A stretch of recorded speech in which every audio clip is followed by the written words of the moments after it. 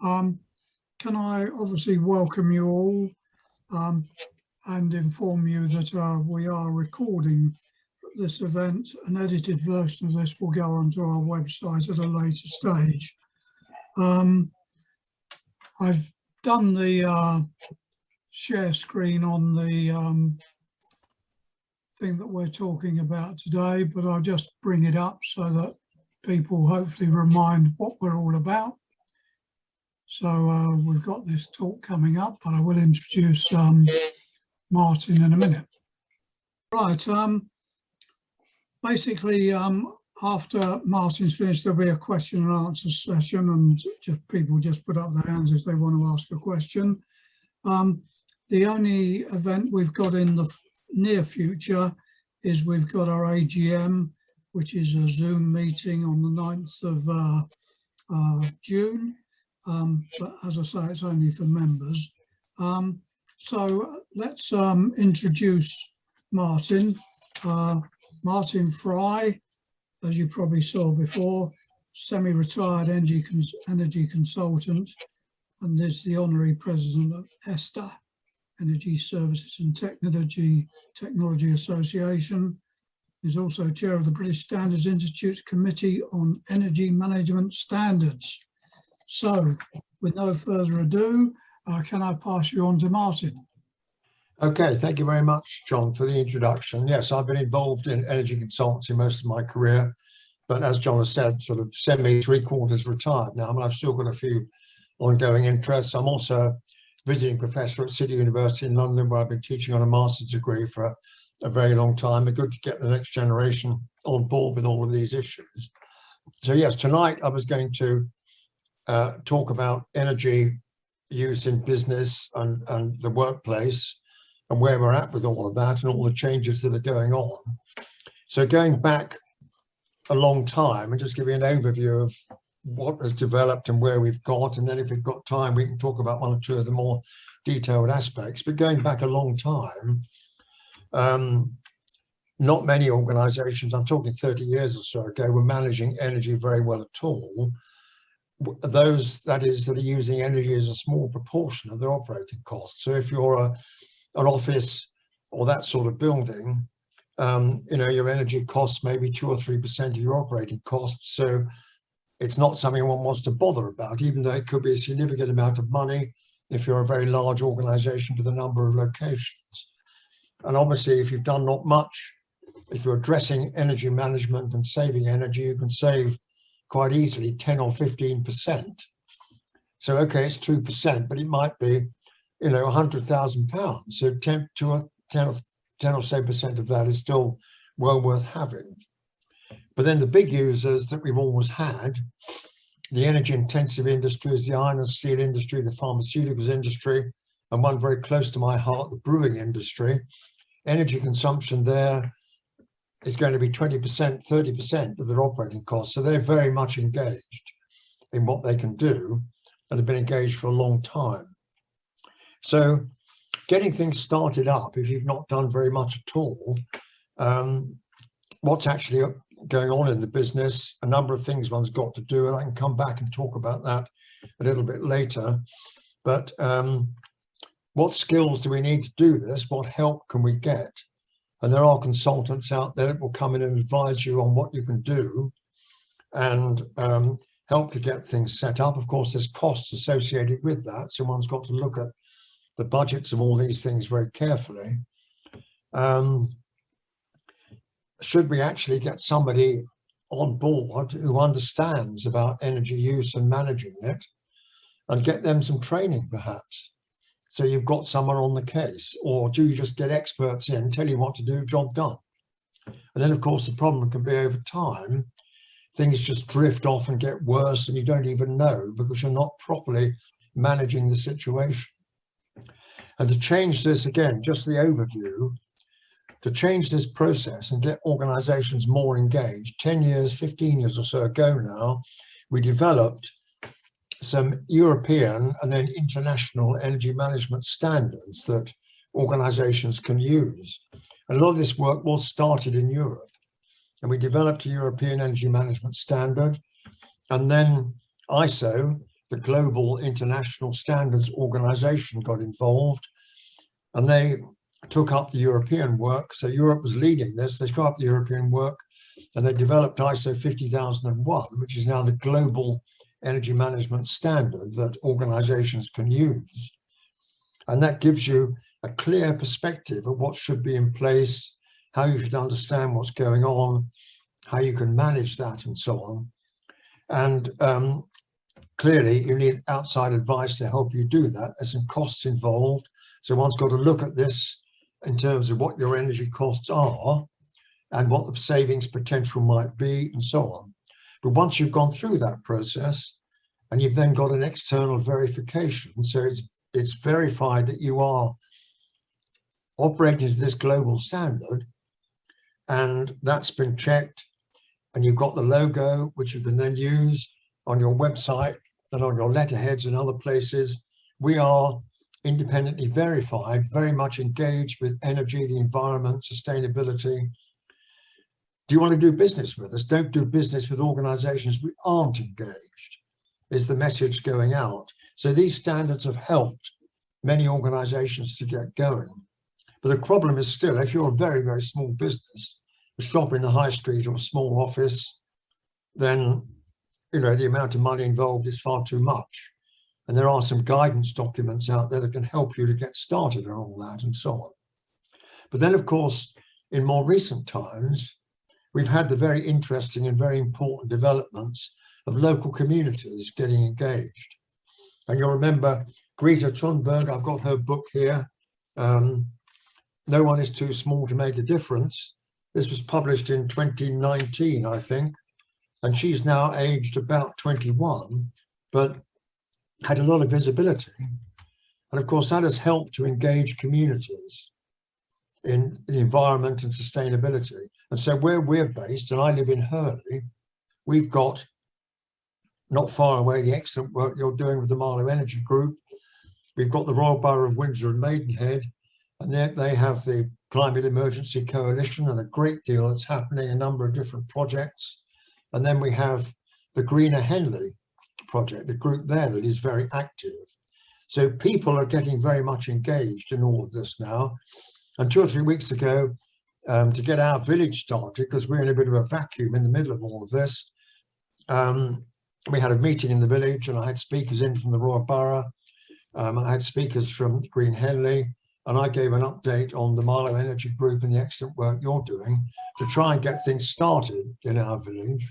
And we've got the start-up point is going to be the Wild Hurley project, whereas we've got the Wild Maidenhead project, the wildlife issues. I'm not sure what you're doing in Marlow, but I'm sure you're active in this area as well. So that's a start-up point in our village with other things coming in. So we're gradually getting going.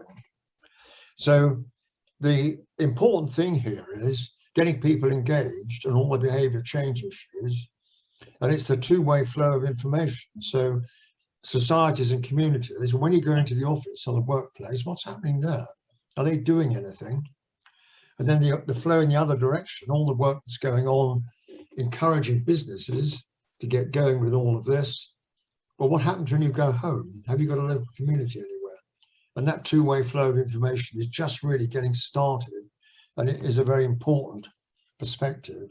And I think also what we've been doing a little bit of research where we're based with all the work that's going on I've just described around us. I think we're a leading position in the UK. There are other local groups around, but not nearly as much concentrated effort as we've got around here. So I think that that Marlow, Maidenhead and Henley are very much collectively leading some very interesting and important activities. So just coming back another dimension to engaging people and getting back to the business situation. My trade association, ESTA, as John has said, the Energy Services and Technology Association provides a whole range of services to businesses of all sorts to help them get going. And that we can certainly do that if anyone needs any help. But I'm not particularly promoting my organization here. But an interesting development is on behavior change. We've recently launched the Energy Conscious Organization Initiative, which rather like a standard. Whatever you're doing in an organization at the workplace, you've got an environmental responsibility, whether it's to do with energy or waste or recycling. So, you know, when you leave the office, making sure the computer's turned off, the lights are off, you know, whatever you're doing, you've got some access with the environment and you've got that responsibility. Or clearly, if it's in a production process and you're operating plant and equipment, then you've got much more responsibility. So this energy conscious organization initiative is giving certification to organizations where everybody has got that responsibility and is engaged. And that again is externally verified. And it's had quite an interesting uptake in terms of numbers. And again, part of what I'm feeding into that is getting that message back. Okay, this is all about business, but then saying to people, when you go home, what's happening in your workplace, in your place at home? What are you doing in your community? Is anything happening? So it's getting that two-way flow working, which we're still pushing forward. And there's a lot of interest. I sit on a committee in Brussels on behalf of the British Standards Institute standards work, and there is a lot of interest in other European countries on behaviour change work. And I'm putting forward what the UK is doing here. And interestingly, again, we've got all the virtual meetings we've had over the last couple of years. And the view with behaviour change work is you've got to be sitting down and talking to people. Virtually, it doesn't work that well. And so everything's been on hold in Brussels because all the work over there has been virtual, but now it's coming back. It'll be interesting to see how we get going with this work in Brussels. So there's a lot of development is what I've been trying to say here. From the startup 2 or 3 decades ago, where not much was happening, and then people were tinkering about and trying to do things and it wasn't working very well. Then we've got standards, which are helping very much in that context. And now we've got all the local community activities, which are very important. So just getting back to some of the basic things that an organization needs to do if it's wanting to start addressing energy work. The first one, of course, is metering. And you've got electricity coming in, you've got gas coming in, and you've got a meter on those. You may have oil deliveries, which of course you don't necessarily have flow meters on. You know, you've got to top up for the tank every 3 months. Not quite so easy to monitor what's going on. But the other aspect here is water, which has nothing to do with energy, but very much the environment. And water, you'll have a water meter coming into the business. So it's keep an eye on the water consumption and what you're using. And so, you know, now you've got some meter readings and you need to read the meter regularly, whether it's once a month, once a week, once a day. But nowadays, as you may know, you can get things called smart meters, which will automatically meter your consumption. So you've got the daily profile of your energy consumption. So you've got that metering in place. So once you know what you're using in your business, then you can go out there and see, well, what do we know about this? Our business, we know the size of the office, we know what our activities are, we know what our working hours are, and there's plenty of information out there you can find in terms of typically what should the energy consumption be in an office per square meter or whatever it might be. Again, adjusted against typical weather conditions over the winter. And how's our office? So, you know, are we okay or are we miles away from where we could be? You're starting to get that information together. And then you've got much more detailed work that you can do, which is the energy audit. And again, there's a lot of standards have been written to give you advice on how to do this. But basically, okay, there's all this energy going in to the factory or the office. Well, where's it all going? What's it being used for? Okay, but electricity in the office block, it's used for lighting, it's used for computers, it's probably used for a bit of catering. What else might it be used for? Heating, maybe, maybe not. You've got gas coming in. Well, that's clearly going to be used for heating in the winter months. It's used for hot water. catering perhaps, if you've got kitchen facilities. So you're starting to look at where all that is going. So how much are we using? And you can monitor that with equipment that you can have clip-on equipment electrically that will tell you what you're using for those different aspects. So you can begin to build up a picture of what your business is using its electricity for and its gas for. And then looking at the data, well, how does that compare with good, bad, and indifferent operations? Where are we with that? And if you're in a pretty bad situation, well, what investments do we need to make? And this is where you might need the outside consultants to come in and help you. And, you know, with the building, I think we mentioned already earlier on, what about insulation? And you've got the thermal imaging camera as part of your project, so it can look at the thermal imaging of your building in the winter, whether it's an office or whether it's your home. What are the heat losses? What can you do about that? So then once you've got an understanding where all the energy is going, how much are we using on lighting with our electricity? How much are we using computing? So is it worth investing in, you know, let's upgrade all our computers and just get, we've got very old equipment that sits there in the background, it's turned on all the time. Can't we get more up-to-date equipment using much less?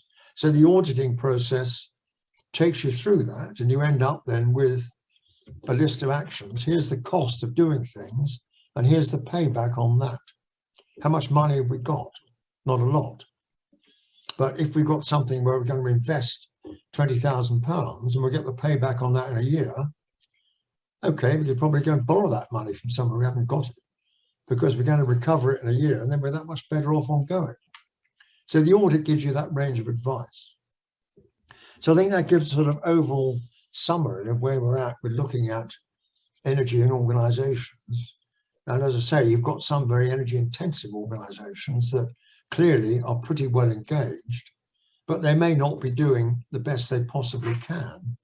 And you've got the standards. And, you know, if you're certified to one of the ISO standards, then you're making the most of that, pushing that out to your stakeholders. So, you know, the message out there in the marketplace, as with the groups, the Marlborough Energy groups and the others, the message going out is, if you're doing business with an organisation, or even just going into a shop, what commitment have they got to the environment? You know, you go to the big players in the shops, do they have anything on display saying we're certified to this standard for the environment? And if not, why not? You know, one should perhaps be campaigning to get them to do it and get messages out. We don't want people going shopping to somewhere where they're wasting money on the environment. So of course, it's I've talked about money, but of course, the other aspect here is the emissions that, you know, your electricity coming in, your gas coming in has all got a carbon footprint. So you're reducing that, you're saving yourself money, but also, of course, you're reducing your environmental impact. So even more reasons to be doing things. So I think that gives an overview of where things are at on the demand side and where we're at with business. And, you know, small businesses, yes, it's a problem getting outside help because it's costly. But if you've got a business park somewhere or a high street, you might get half a dozen businesses getting together. Okay, let's get some consultants in, we'll share the cost. And, you know, those people will give us advice for all of us on how we can do something about this. So there are ways forward. So I think that's, you know, an overview of what I was going to say tonight, just as an introduction to energy and environment in the workplace. So if anyone's got any questions, I'm happy to, you know, to discuss any points anyone wants to raise. Can't hear you, John. Sorry. I've got you now, yeah. I was on mute. Right, can we open that up to the floor to see if anybody's got any questions? Let's go to gallery. If you want me to start off, Martin, just a couple of quick things. Yes. First of all, one of the biggest problems I think Marlow Energy has had is trying to get PV panels on big roofs. Trying to get PV on, yeah. Big roofs. And the two areas of big roofs in Marlow are Globe Business Park and schools, such Yes. as Great Marlow and Sir William Ballways. Yes. And so far, total negative reaction with regard to putting PV panels on these larger roofs. I don't know whether we need some sort of government intervention or What is the reaction because it's too expensive? It's all sorts of things. I mean, we understand some of the problems on Globe Park, that the companies that own the buildings are actually pension funds or insurance companies or whatever. Yes. And they're so remote that you can't even get through to them. Okay. The schools, it's just too expensive. They haven't got the spare money to invest. Well, are there any grants available to support this? And is the local council engaged at all in trying to open this discussion? Well, Buckinghamshire Council are trying to help Spinfield School put panels on their school, and that looks as though that may go ahead, but it's a relatively small school. Yeah. The two senior schools in Marlow got a much bigger, roof area. Yes. But the other thing I was going to mention is to add what you were saying with regard to losses in businesses. Yes. One of the things I've noticed in the winter is you go into shops. Yes. Generally supermarkets, because that's the sort of shops I go into, not boutiques. Yeah. But you find that the temperature inside the shop is something like 22, 23, 24 degrees. It's too warm, yes. Yeah, you've gone in with your overcoat on, yeah. You then wander around the shop sweating, and yes. then go out and get cold yes. when you go outside. Now, I know that's good for the people inside the shop because they're all walking around in shirt sleeves. Yeah. But there should be some sort of middle route, I think. No, it's getting that message out to get those businesses engaged, isn't it? I mean, is the local council in Marlow taking any interest in supporting this? They're fairly green, and they do have a sustainability plan, yes, which they bring forward, and they've also employed an environment officer to move these things forward as well. So we're moving in the right direction, but as all the time, it's very, very slow, and in my personal opinion, much too slow. Yes. Well, I think it is just raising this profile, isn't it? I mean, I don't know quite where the Royal Borough of Windsor and Maidenhead is with this in terms of their initiatives. Do you have any links with them at all? Yes, we have liaised. In terms of what they're doing on this matter? Yeah, we've liaised with them from time to time. Yeah. And as far as I know, they're planning to do one of these systems or projects which we did before, the Marlow Solar Streets. Yes. And they're trying to do a version of that, I think, in both Windsor and Maidenhead. Yeah. But how's the Marlow Solar Streets project going? Is that working well? Well, we started it in early 2021, and since then we've had 14 houses in Marlow put PV panels on. Yeah. There were originally something like, I think it was 96 or something like that, or 98. Yes. So that's gone up to 112. Yeah. So it's not a huge amount, but it's a success. And if we'd done nothing, there would be 14 houses that didn't have solar panels. I mean, are there any grants available for this now? Again, very difficult to find anything positive. Yeah. The Bucks Council are launching, or have just launched, a scheme called, I think it's Solar Together. Yeah. Going to the Buckinghamshire Council website, you can find it. And that is a system where if you get enough people together in an area, you can get a reduced price on PV panels, on PV connections for cars and things like that. It's all to do with electricity, but it doesn't include heat pumps, unfortunately. Yeah. So it's getting some good case study examples out there, I suppose, of what people have done. Yes. I mean, we've got solar panels on our house. We've had them 10 or more years, and have worked very well. And we've got a feed-in tariff. So what we don't use, we export. We don't have the battery charger situation here. We just export that back in the grid.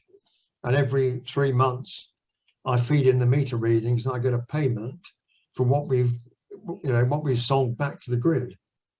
Yeah, which works quite well. Yeah, we have a very similar situation. Yeah. Anyway, if we can open it up. Yes, Rob, any other questions? Anne, Jane, Rob, have you got any questions, Anne? You're on mute. You're on mute. Yeah, I read somewhere that companies have got to put in place their plans for becoming maybe net carbon zero by 2030 or 40, I think Yeah. it was. And so is this going to make a big difference, or has it got no teeth really? Would it be subject to sort of greenwashing by the companies? So there is some pressure, are you saying, on organisations to get their environmental perspective sorted? Yes, I thought they had to write a plan of how they were going to achieve this. I thought it was a legal requirement. Okay, well, I've not seen that, but I say I'm semi-retired here, so I may have missed it. But if there is that, then one needs to get a bit closer to it in terms of what organisations are doing and what pressure there is on them. I think it makes every bit of sense to me to do that. It was the bigger companies, Martin, I think. Not the smaller ones like we're talking about here. Yeah, I think you had to have 100 employees or more. Yeah. Something like that. Rob, have you got any questions? Yeah, I had a comment. I just got involved with Made Energy literally 2 weeks ago. But their financial model seems to be to go out to the community to raise money. And they've put solar panels on quite a few schools around Winter and Maidstone. Yes. Well, having raised money from the community. Yeah, so I've got some shares in it. Yeah. And they just put out a share offer until they've got enough money to cover the installation. So that's something that Marlow could do as well. That's a good model for Marlow. Well, they could come to Made Energy, who can do the financing side of it. I don't understand the finance model at all. I'm technical. That's beyond me. But they've done 108 kilowatts at Breivik Leisure Centre and 35 kilowatts at a little school. So they would be interested perhaps in financing.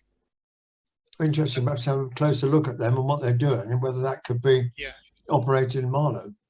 Yeah, we just to add to that, we have a very good and close relationship with Made Energy, and I am also a shareholder as well, so that helps. Oh, okay. And by coincidence, last week when we were getting our COVID jab, or I was getting my COVID jab, we did it at the Longridge rowing boating centre on the other side of the river. Yeah. And of course, Made Energy had put solar panels on their roof. Good for them. Yeah. Okay. So my question though is, I did some work a while ago on electricity bills for office blocks. Yeah. Sort of small 8 to 10 story office blocks. And the problem seemed to be the landlord-tenant split. The landlord would pay for electricity and either on-charge it to the tenants, and the tenants didn't really have any responsibility. They would rent a floor for a few years or two and then they would clear off. Yes. And so, you know, the tenants are using the energy, but they're not actually terribly interested or responsible. No, because the landlord is dealing with that. Pay the bills and leave. Yeah, that's an interesting extra problem, isn't it? So, yeah. I mean, can you get the landlord and the tenant engaged on it? Yeah, how do you get the tenants to buy into the energy saving? Yeah. Yes, and the landlord could engage with the tenant in terms of, you know, historically, this is what your bill is. Can we work together to make reductions and we'll share the savings with you? Yeah. Yeah, yeah. I mean, often the metering isn't up to it. There's just a big main meter in the basement. Yeah. Not to say where it goes and they just get charged on a square meter basis. Yeah. Yeah, you'd think it was a win-win situation, because if the landlord can actually put solar panels on a roof and then offer the tenants a lower rate. Yes, for there's the some deal could be done, purchase. yes. Yeah, Yeah, that would be an incentive to actually attract more tenants. yes. I mean, with these sort of points of discussion, is there any benefit, do you think, in getting together with these groups, the Royal Boroughs group, what you're doing and what they're doing in Henley, and just sharing this discussion and seeing whether you can share ideas about breaking down some of these barriers, where they've got with the thinking if they started at all? Well, yes, I'm very supportive of that. But on the other hand, Greener Henley, Made Energy have both been invited to this meeting, and I was rather hoping they would come along. Yeah. But yes, we do correspond with them relatively frequently on a lot of issues. Jane, have you got any questions? I suppose we ought to find out really what grants are available more and publicise them to attract people. Yes, I don't know the answer to that, but I mean, what support there is out there. If there is any, I don't know. We could certainly look into that. Yeah.